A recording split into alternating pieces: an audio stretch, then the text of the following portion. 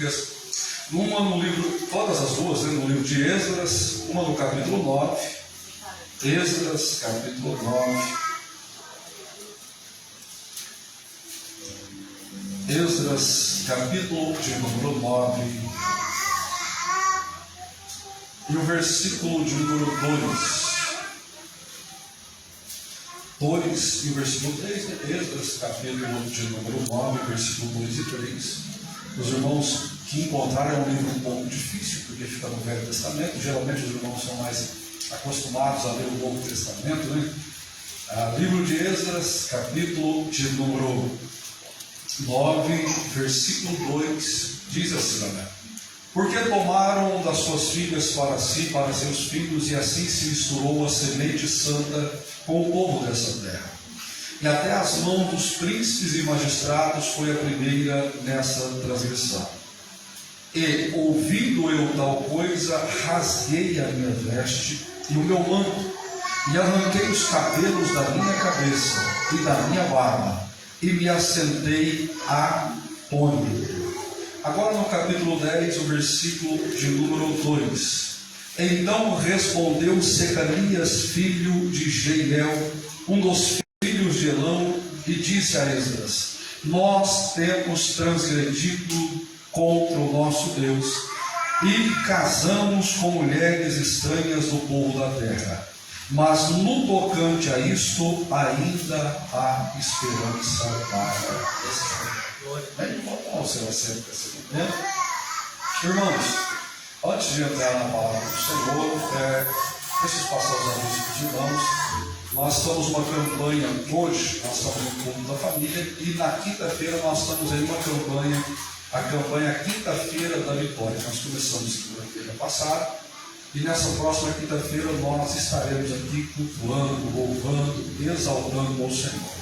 E no próximo final de semana os trabalhos continuam normalmente. Porém, no segundo final de semana desse mês de fevereiro, que será no dia 9, deixa eu confirmar aqui, irmãos.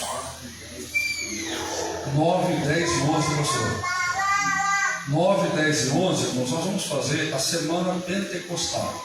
Nós não teremos um culto na quinta-feira, nós teremos na sexta. Então nós vamos ter culto na sexta, no sábado e no domingo. Nós vamos colocar pregadores, cantores, fazer um culto, um final de semana um pouco diferente. Esse final de semana que eu falei para os irmãos será o final de semana do carnaval. Então dia 9, 10 e 11, nós iremos ter 3 dias de culto, 3 dias de louvor, 3 dias de adoração, para que o nome do Senhor Jesus seja glorificado. Bem, pastor Adriano, pastor Dinei estão nos ajudando na organização desse trabalho. Então no dia 9, 10 e 11, nós vamos realizar aqui a semana pentecostal. Bem? Outra coisa que nós estamos planejando, irmãos, é a realização de um ar livre. Nós vamos realizar um ar livre, outro na frente, pastor? Aqui mesmo, né? Nós vamos realizar um ar livre aqui na frente. Nós vamos estar alugando caminhão de som, vamos estar convidando pregadores, bandas. Se Deus quiser, vai ser uma bênção em nome do Senhor Jesus. Tá bom? Irmãos, vamos para a palavra do Senhor. Como eu disse, quando eu pedi para os irmãos abrir a Bíblia dos irmãos do livro de Esdras, o livro de Esdras não é um livro muito familiar à igreja. A igreja pouco estuda, pouco lê, ou pouco tem um contato direto com o livro de Esdras. Porém, Esdras é um dos personagens principais do Velho Testamento. Alguns rabinos dizem que Esdras foi o responsável por agrupar o Velho Testamento. Esdras é um dos principais líderes da nação de Israel do Velho Testamento. Porém, como eu disse, a igreja não está muito familiarizada com esse livro. Então eu preciso pontuar algumas coisas para nós chegarmos a esse texto. Porque esses 2 versículos que eu li, principalmente o primeiro, ele é estarrecedor. Ele causa um certo pânico. Ele causa uma certa apreensão. Por quê? Porque Esdras diz que em determinado momento ele se assentou, ele rasgou as suas vestes, e então ele arrancou o cabelo da sua cabeça. E o que mais me dói nesse texto é que ele arrancou os pelos de sua barba. Ele não fez a sua barba, ele arrancou. Por quê? Porque ele está num estado de humilhação. Ele está completamente maravilhado pela condição que o povo de Israel se encontra. Mas até chegar nesse momento eu preciso pontuar algumas coisas para você.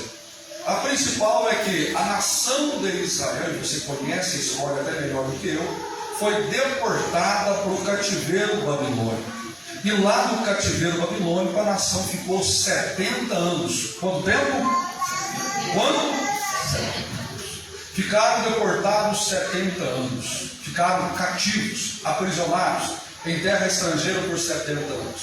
Até que então eles recebem a liberdade para eles voltarem novamente para a sua terra, para a Palestina, para Jerusalém, para o lugar onde havia sido prometido a Abraão pelo Deus eterno. E aí nós vamos ter pelo menos 3 líderes importantes na deportação, ou melhor, na volta de Israel. Nós vamos encontrar Zorobabel, que é o responsável por reconstruir o templo. Nós vamos encontrar Neemias, que é o responsável por reedificar os muros, e nós vamos encontrar Esdras, que é o responsável por edificar um culto ao Senhor Deus Todo-Poderoso. A nação de Israel, quando foi deportada, tirada da sua terra pátria, foi levada para o cativeiro, em terras estrangeiras, lá eles ficaram 70 anos. E no cativeiro, o Senhor Deus levantou profetas, como Daniel, como Ezequiel, para manter a fé, a fidelidade e a lealdade desse povo a Deus.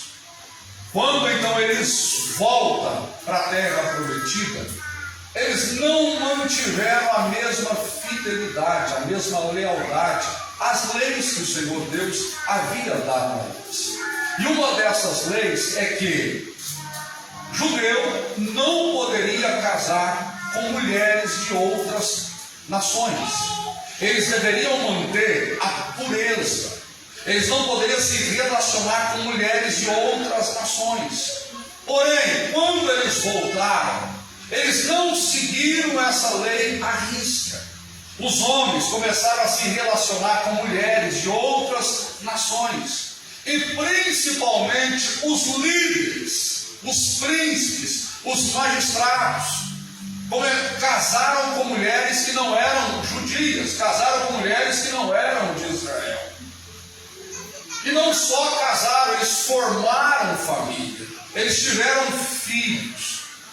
E quando Esdras chega em Israel, em Jerusalém, quando ele chega com o propósito de pregar, de ensinar a lei de Deus para aquelas pessoas, alguém chega para ele e fala assim: Esdras, o povo não foi fiel, o povo não cumpriu o mandamento de Deus, o povo quebrou a lei do Senhor, o povo foi desobediente, e eles casaram com mulheres que não são hebreias, não são judias, mulheres de outras nacionalidades, e eles não só casaram, como tiveram filhos, formaram famílias.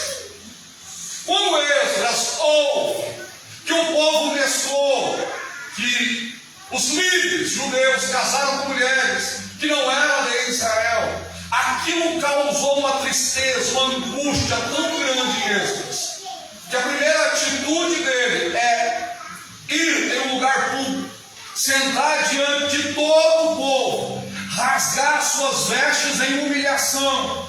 E ele não só rasgou as suas vestes, porque isso era normal e natural quando o povo se humilhava, mas ele começa a arrancar o cabelo da sua cabeça. E o desespero de Esdras é tão grande diante do pecado do povo, da desobediência do povo, que ele então começa a arrancar os pelos de sua barba. Irmãos, eu tenho barba, e às vezes a gente começa a coçar e a gente arranca um pelinho e dói demais. Dói mais do que o cabelo da cabeça. Imagine que Esdras, ele arranca. É uma atitude de humilhação, é uma atitude de revolta, é uma atitude de irritação. Esdras olha para aquele povo que deveria ser santo, aquele povo que deveria obedecer à lei de Deus, aquele povo que deveria representar a Deus. Eles quebraram uma das leis, uma das principais leis. Eles trouxeram, eles casaram com mulheres de outras nacionalidades e trouxeram uma consequência, um juízo para o povo. Os líderes então olham para Esdras, naquele estado de humilhação, com a roupa rasgada, com o cabelo sendo arrancado, com a barba sendo arrancada. Então eles entendem a gravidade do pecado que eles cometeram, ou que eles estavam cometendo. Então eles entenderam a gravidade do erro que eles estavam cometendo. É preciso falar para os irmãos que esse povo que olha para Esdras, eles estavam em um empreendimento edificando o templo. Esse povo se reconhecia como sendo o povo de Deus. Esse povo se reconhecia como sendo aqueles a quem Deus escolhera. Mas eles desobedeceram e quebraram a lei de Deus. Porém, eles não liam e não tinham conhecimento da palavra. Esdras, o responsável por ler, por ensinar o povo, quando vê o povo estar pecando, a própria palavra de Deus diz que o seu povo erra por não conhecer as Escrituras. Quando Esdras identifica o pecado do povo, ele cai em humilhação. Ele rasga a sua, vou repetir novamente, ele rasga a sua roupa. Ele arranca o cabelo da sua cabeça. Ele arranca partes da sua barba. E naquela atitude de indignação, de revolta, os líderes entendem o tamanho do pecado que eles estavam cometendo. Até então, eles não entendiam que isso era errado. Eles sabiam que não poderiam casar, mas se eles casassem, Deus não cobraria nada deles. Mas quando eles veem Esdras fazer o que ele fez, o povo então começa a chorar. O povo então entende o tamanho do erro que eles haviam cometido. O povo então entendeu o que eles haviam feito. Até que os irmãos estão entendendo, irmãos? Amém? Aí no capítulo 10, um líder chega para Esdras e fala assim: Esdras, é o seguinte, nesta questão desse casamento misto, nesta questão onde os líderes de Israel casaram com mulheres que não são judias, nós podemos resolver isso, porque ainda há esperança para Israel. E quando nós lemos esse texto ele nos consola, né? Ainda há esperança. Ainda há esperança. Quando você chega para alguém que está com algum problema, com alguma dificuldade, aquela pessoa fala para você, olha, a pessoa está chorando, e você pergunta para ela, o que aconteceu? E ela fala, estou desempregado, fulano de tal está enfermo, está acontecendo determinada coisa. Você fala, não, calma, ainda há esperança. Deus pode resolver. Nós temos um Deus que sabe, um Deus que cura, um Deus que liberta, um Deus que restaura. Nós temos um Deus que pode fazer. Porém, aqui não é Deus que vai fazer, aqui é o povo que vai ter um compromisso. Esse ainda há esperança, o povo vai ter atitude. Esses casamentos vão ter de ser dissolvidos. Os homens vão voltar para Deus. Tem que haver uma aliança do povo com Deus. Os irmãos estão entendendo a gravidade? Esses casamentos vão ser dissolvidos, mas ainda há esperança. Só depende do povo obedecer. Só depende do povo aceitar. Então Esdras reúne os líderes e fala: e aí? Vão obedecer a palavra? Vão dissolver os casamentos? Vão quebrar essas alianças com outras mulheres pagãs, mulheres que não são judias, e todos os homens? Então eles dão 3 dias para os homens. Quantos dias? Quantos? Quem quiser vai vir até Esdras com a mulher e vai dissolver o casamento. Então, depois de 3 dias, começa uma chuvarada, mais uma chuva tão forte, que aquele projeto deveria já sai poucos dias, foram 3 meses. Mas os homens chegaram diante de Esdras com as suas mulheres que não eram judias e disseram: Esdras, eu quero me consertar com Deus, mas para se consertar com Deus tem que pagar o preço, tem que abandonar essas mulheres e ser fiel ao Deus verdadeiro. E então esses líderes começaram a dissolver os seus casamentos e voltar para Deus. Os próximos capítulos é dramático, porque diz o seguinte: que os filhos saem chorando com as mulheres e vão embora. E os homens que serviam a Deus e que entenderam o preço que eles deveriam pagar para voltar diante de Deus, aqueles homens choram, mas eles estão dispostos a voltar para Deus. Meu amado irmão, minha amada irmã, essa passagem ela causa dor quando você lê a primeira vez. Primeiro, porque aqueles que deveriam ser fiéis a Deus não foram fiéis a Deus.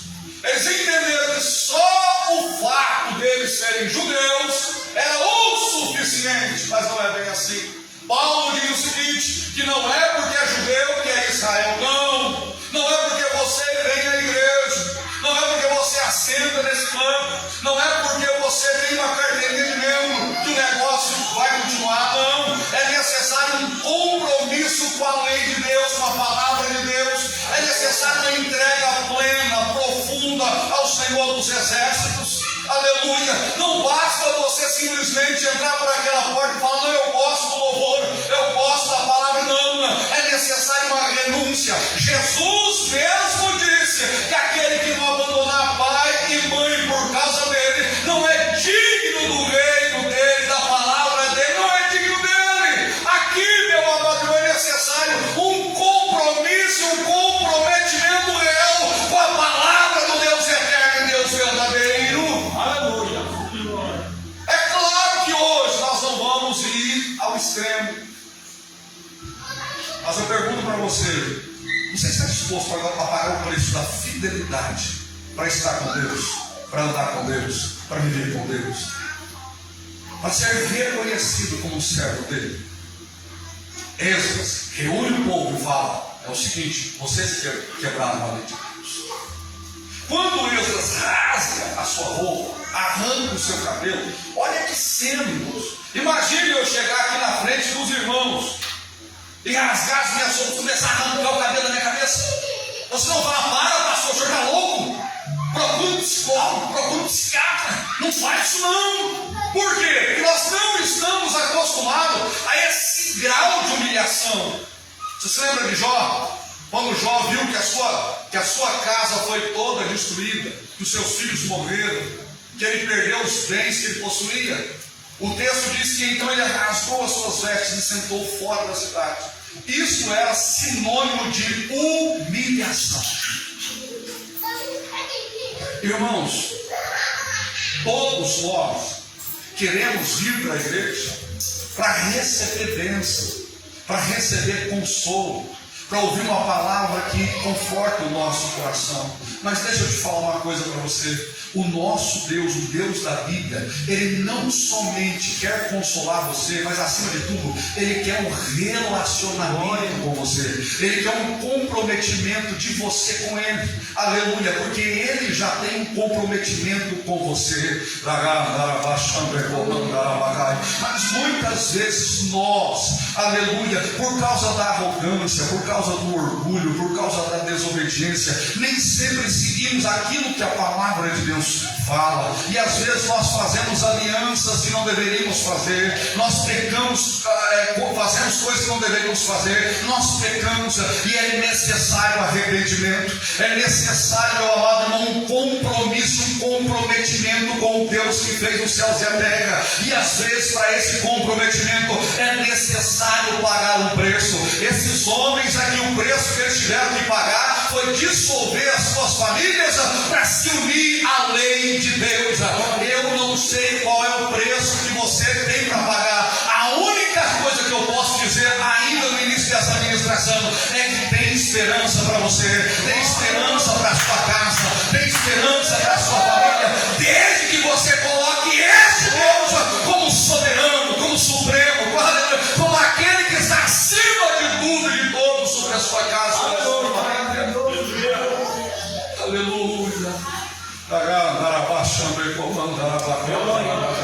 O nosso Deus não mudou, a sua palavra ainda é a mesma. E as suas leis ainda são necessário ser cumpridas. Mas quanto eu e vocês estamos dispostos a ser fiéis e leais à sua santa palavra? Irmãos, se esse povo continuasse com esses casamentos mistos, a nação teria desaparecido. Havia uma necessidade de uma pureza, e principalmente a lei do eterno deixaria de existir. A nação que foi separada através de Abraão, a nação que viu tantos sinais, prodígios e maravilhas através dos profetas, essa nação em determinado momento deixou de ser fiel, deixou de cumprir a lei do Senhor, deixou de obedecer a lei do Senhor. Foi necessário que Deus levantasse Esdras para colocar o dedo na ferida. Hoje nós estamos vivendo dias onde as pessoas não querem mais ser alertadas do seu erro, as pessoas não querem ser alertadas do seu pecado, porque parece que todo mundo está certo, todo mundo faz o correto, todo mundo anda segundo os padrões que Deus exige que nós venhamos andar. Mas é só nós colocarmos a nossa vida, aleluia, e enxergar segundo o espelho da palavra de Deus, que nós vamos ver o quanto precisamos nos consertar com Deus, o quanto estamos falhos com Deus, o quanto deixamos de seguir a palavra do Senhor como deveríamos segui-la. A Bíblia é o espelho da alma. A Bíblia é o espelho da... A Bíblia é o espelho da... Quando você lê a palavra de Deus, você vê aquilo que você precisa consertar, aonde precisa melhorar. Eu me lembro que no ano passado eu comecei a trazer uma mensagem lá no Jardim do Lago 2, e eu estava pregando o Sermão do Monte, Mateus capítulo 5, 6, 7. E eu me lembro que numa quarta-feira eu cheguei, cada dia eu estava pregando um texto. E eu só consegui pregar o capítulo 5, né? A minha intenção era pregar o capítulo 5, 6 e 7, mas eu só consegui pregar o capítulo 5. E há um texto no capítulo 5 que eu estava pregando. Enquanto eu estava pregando, eu estava olhando para a igreja, e de repente eu vi que o irmão fez assim, fechou a cara.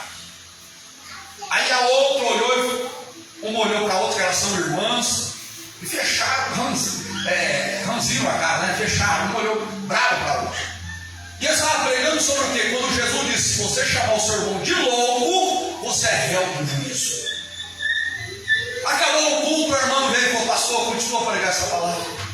Porque eu não sabia a gravidade. Eu xingo todo mundo de louco. Eu xingo todo mundo de... Parece que o camarada está louco. E o texto diz, se você chamar o seu irmão de louco, você é digno do juízo.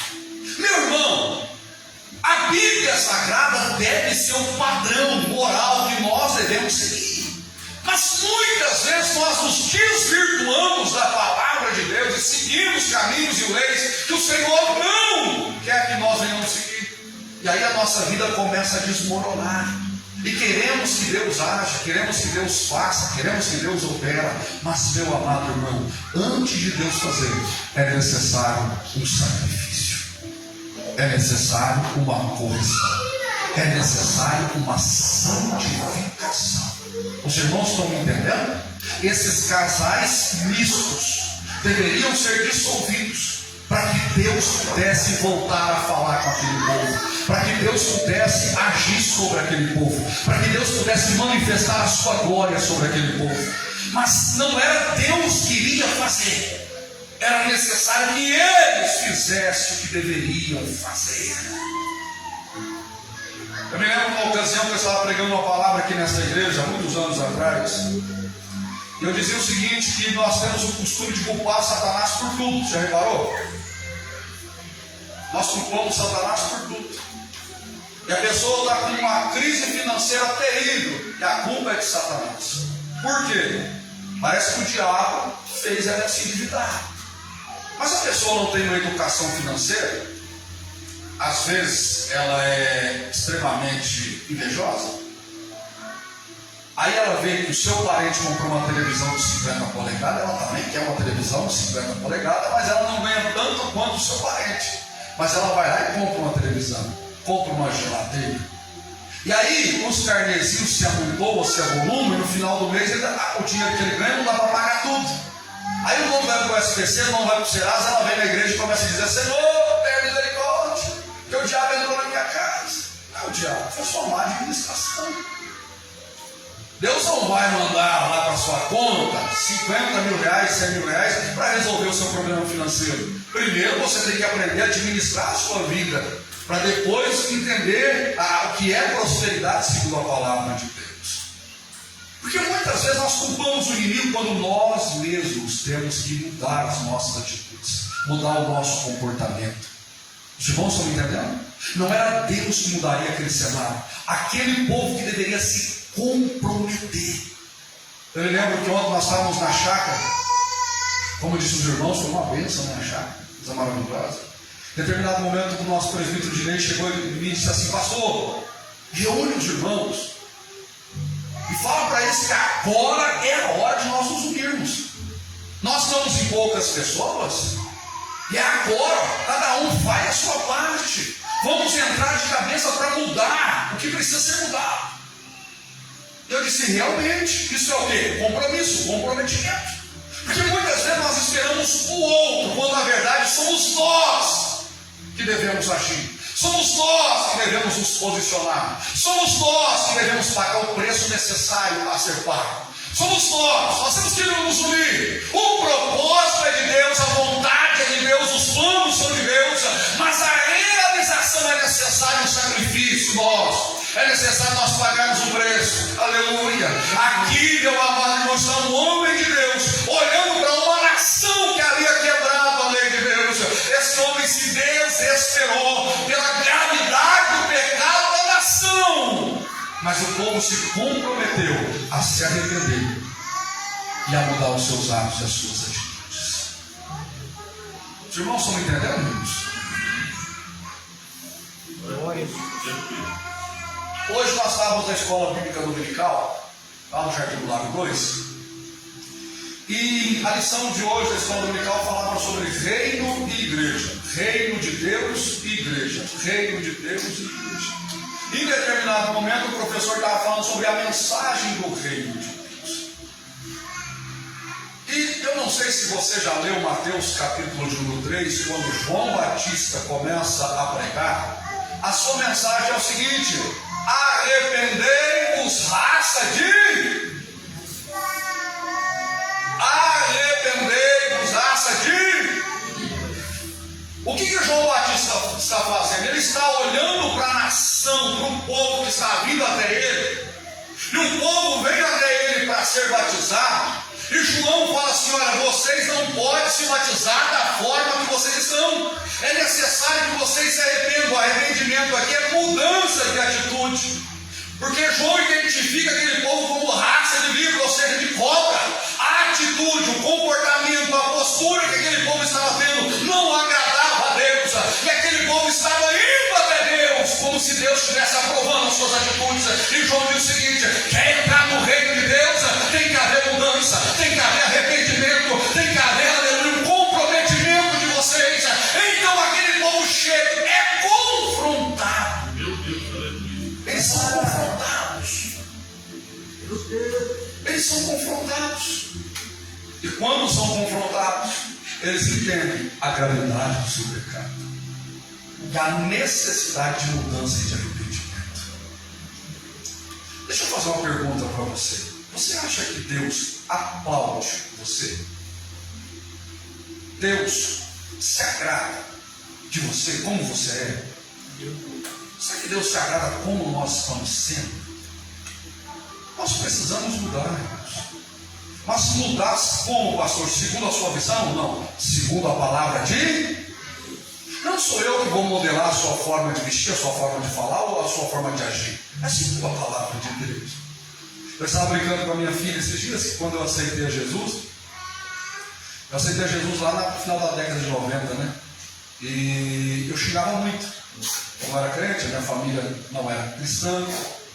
Meu pai era alcoólatra, os meus irmãos eram alcoólatras, eu não fui criado num berço evangélico. E desde criança, desde 5, 6 anos, eu xingava muito. Eu acho que você não conheceu ninguém que xingava como eu xingava. Eu xingava demais. Não, multiplica isso. A palavra desgraça não sai da minha boca. Você tem uma ideia, o meu pai era alcoólatra, um dia meu pai falou assim: moleque, eu vou te arrebentar se você não parar de xingar. Eu xingava demais. Aí eu entreguei a minha vida para Jesus. Quando eu entreguei a minha vida para Jesus, eu fui ler a Bíblia, e a Bíblia diz assim: não sai da sua boca a palavra torpe, somente a que for boa para edificação. Aí eu disse: eu vou ter de mudar o meu palavreado, a minha conversação. Eu não posso xingar mais. Mas como mudar aquilo que estava intrisseco dentro de mim? Aí eu cheguei no meu pastor e disse assim: pastor, o que eu faço, pastor? Ele disse: começa a substituir. Em vez de você falar desgraça, diga glória a Deus. Mas eu estou andando na rua e eu tropecei, pastor. Ele falou: diga glória a Deus. Eu falei: pastor, eu estou andando na rua, acontece determinada coisa que eu xingava. Glória a Deus. E eu comecei esse processo de renovação da minha mente, me enquadrando e me modelando segundo a palavra de Deus. Porque, meu amado irmão, a palavra de Deus não vai ser modelada segundo o que eu creio, segundo o que eu penso, mas eu devo me adequar à palavra do Senhor. Que é mudança, que é transformação, que é vida, que é felicidade, que é o reino de Deus. Não é você que manda, é você que obedece à palavra de Deus. Não é Deus que se submete a você, é você que se submete ao reino dele. Aleluia. Aqui está Esdras chamando o povo para um comprometimento. Aqui está Esdras chamando o povo para uma mudança de atitude. Aqui está Esdras, aleluia, chamando o povo para uma nova atitude, um novo comportamento, uma mudança, aleluia. Meu amado irmão, quer viver os milagres de Deus, aleluia, é necessário que haja uma mudança, seja essa mudança mental, comportamental, aleluia, ou prática, é necessário que haja uma mudança. Estas famílias que haviam se unido fora da palavra de Deus, foi necessário ser rompido. Houve um preço pago, houve. Há uma passagem que diz o seguinte: que as crianças arrancadas dos seus pais, elas iam andando, e o pai lá atrás chorando, a mãe levando a criança, e o pai chorando, a mulher chorando, a criança chorando. Tudo porque uma união feita fora da vontade. Aleluia. Aleluia. E aqueles que não quiseram dissolver as suas famílias? Não dissolveram. Simplesmente saíram. Foram retirados de Israel. Deixaram de ser reconhecidos como judeus. Passaram a ser simplesmente parte de outras nações. Por quê? No reino de Deus tem que ter identificação com Deus. Os irmãos estão me entendendo? A palavra é dura. A palavra é séria. Mas essa noite eu quero chamar você para uma mudança, para um comprometimento com Deus. Ontem eu vou finalizar, viu, irmão? Eu estou partindo para a parte final. Mais 5 minutinhos nós já vamos orar. Ontem nós estávamos na chácara e teve um jovem que chegou, o pastor Adriano, e disse assim: pastor, nós começamos a conversar, ele estava junto com o pastor Adriano, e ele falou assim: não, eu quero ir para a igreja, mas eu quero mudar. Mas eu quero ir para não sair mais. Por isso, eu quero ir para não sair mais. Eu disse para ele: isso aconteceu comigo. No ano de 96 foi a primeira vez que eu fui para a igreja. Foi a primeira vez que eu participei de um culto. Que eu tenho, é claro que eu já tive outras vezes, mas que eu tinha noção do que eu deveria fazer. Eu aceitei a Jesus, mas as leis da igreja não me deixavam ficar dentro da igreja. Porque eu era um jovem de 12, 13 anos e eu gostava de bola. Eu gostava de tanta coisa que a igreja proibia. Hoje a igreja não proíbe mais, né? Naquela época proibia. Eu gostava de jogar bola, não podia jogar bola. Eu gostava de ir para os rios, nadar, não podia. Eu gostava de festa, não podia. Mas, irmãos, quantas vezes eu estava lá no meu ambiente de lazer e eu queria estar dentro da igreja. Aí eu vinha para o culto e dizia: não vou sair da igreja mais. Vou ficar na igreja. No outro dia os meus amigos passavam na porta de casa e diziam: Bissa, vamos jogar bola. E eu dizia: mas eu quero ir para a igreja. Meu pastor falava: se jogar bola, não vai poder ficar na igreja. Irmãos, isso foi em 96, 97, 98, quando foi em janeiro de 99. O Espírito Santo falou aqui dentro. E quando o Espírito Santo falou, eu tive forças e capacidade de fazer as renúncias necessárias para especificar a presença de Deus. Os irmãos estão me entendendo? Qual é o preço a ser pago? O Senhor Deus está te chamando e convidando para um tempo de compromisso, de comprometimento. Só que a aliança com Ele exige um preço a ser pago. E aí eu pergunto para você, está disposto a pagar o preço? Se coloque de pé, está disposto a pagar o preço? Meu Deus. Irmãos, o nosso Deus quer algo maior que você. O nosso Deus quer fazer algo maior através de nós. Mas para as suas realizações é necessário um comprometimento maior com a sua palavra. Se você puder segurar na mão dessa pessoa linda, cheirosa, que está do seu lado direito ou do seu lado esquerdo, eu quero orar com você neste momento. Aleluia.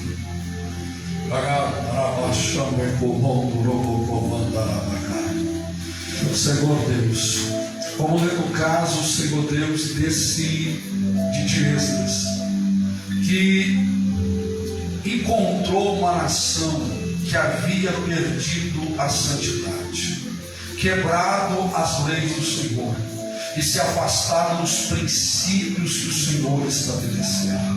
Quando Esdras olhou e identificou os responsáveis, os principais responsáveis, eram sim os líderes da nação.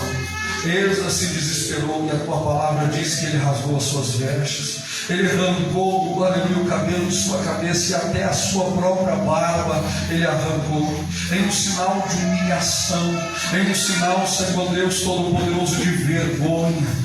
Senhor Deus Todo-Poderoso, e ele foi um exemplo para aquelas pessoas, ó Deus, mudar as suas atitudes, o seu comportamento, para mudar tudo aquilo que eles estavam trazendo. Então eles disseram que havia esperança, porque eles decidiram mudar, eles decidiram fazer um concerto de fidelidade com o Senhor, ainda que o preço fosse tão alto, mas eles cumpririam segundo, ó Deus, a exigência da tua palavra. Querido e eterno Deus, é necessário que todos nós venhamos fazer uma aliança, um compromisso leal com o Senhor, ainda que para o cumprimento desse compromisso seja necessário um alto preço, Senhor Deus, aleluia. É necessário, é verdade que o Senhor tem coisas grandes para fazer, é verdade que o Senhor tem vidas para salvar, casamentos para restaurar, o Senhor quer realizar coisas maravilhosas, mas nós precisamos, ó Deus, nos comprometer com a verdade, com a palavra,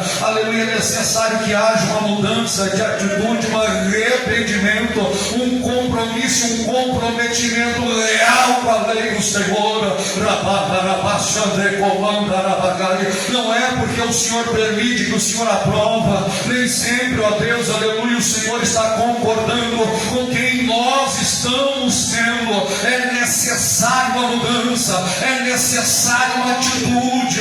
Meu Senhor da glória, eu oro, aleluia, ao Senhor nesta noite, para que o Senhor, o Espírito Santo, possa agir em nossos corações, em nossa vida, nos levando a agir, a falar e nos comportar segundo a tua palavra, em nome do Senhor Jesus. Amém? Dê uma salva de palmas para o Senhor Jesus.